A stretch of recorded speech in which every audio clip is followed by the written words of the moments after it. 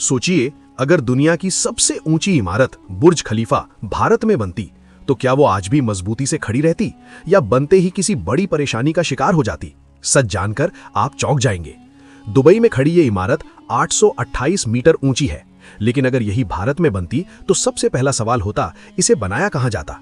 मुंबई में जमीन बेहद महंगी और कम है, दिल्ली में भूकंप का खतरा हमेशा बना रहता है और बेंगलुरु जैसे शहर इतने बड़े स्ट्रक्चर के लिए पूरी तरह तैयार नहीं है। यानी सही जगह चुनना ही एक बहुत बड़ा चैलेंज बन जाता। अब बात करते हैं लागत की।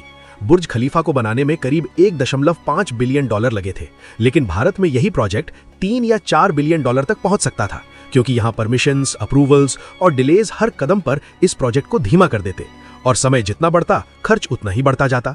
लेकिन असली सस्पेंस यहीं से शुरू होता है। क्या भारत की जमीन और मौसम इतनी ऊंची इमारत को संभाल पाते?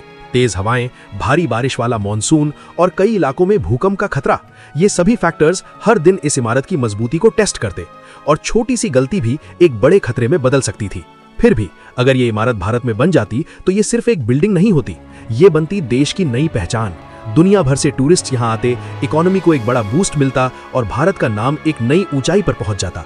लेकिन अब सबसे बड़ा सवाल, क्या हम इतनी बड़ी और कॉम्प्लेक्स चीज को सेफली मैनेज करने के लिए तैयार हैं, या फिर ये आइडिया सिर्फ इमेजिनेशन तक ही सीमित रह जाएगा?